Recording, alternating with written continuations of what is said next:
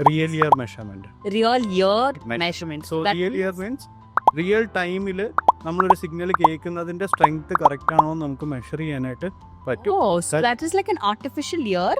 അല്ലല്ല, നമ്മുടെ സ്വന്തം ചെവിക്കകത്ത് ഞങ്ങളുടെ നമ്മുടെ ട്യൂബ് ഇൻസേർട്ട് ചെയ്യും. നമ്മൾ ട്യൂബ് ഇൻസേർട്ട് ചെയ്യുന്നൊരു മൈക്കാണ്. Okay. സോ മൈക്ക് ഇയർ ഡ്രമ്മിൻ്റെ അടുത്ത് വെച്ചിട്ട് ഈ ഹിയറിംഗ് എയ്ഡിൻ്റെ അകത്തോട്ട് വരുന്ന സിഗ്നൽ കറക്റ്റാണ്, അതായത് നമ്മുടെ ഹിയറിംഗ് ലോസിനനുസരിച്ച് മാച്ച് ചെയ്താണ് നിൽക്കുന്നത് എന്നുള്ളത് നമുക്ക് മെഷർ ചെയ്യാൻ പറ്റും. കാര്യം ഹിയറിംഗ് എയ്ഡ് ചെവി വെച്ച് നോക്കിയാൽ വർക്ക് ചെയ്യും, പക്ഷേ ആ കേൾവിക്കുറവിൻ്റെ ലെവലിലാണ് ഇത് പെർഫോം ചെയ്യുന്നത്. നമുക്ക് മെഷർ ചെയ്താലേ കറക്ഷൻസ് ചെയ്യാനായിട്ട് പറ്റത്തുള്ളൂ. It's like- പിന്നെ തിങ് ഇസ് ദാറ്റ് എല്ലാവരും പെട്ടെന്ന് എന്തുകൊണ്ട് ഇതിനെ ഫോക്കസ് ചെയ്യും. ഇപ്പം കുട്ടികളിലാണെങ്കിൽ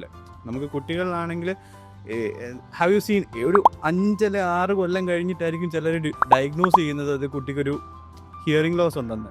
കാര്യം it is never associated to a pain. ഒരു വേദനയല്ല.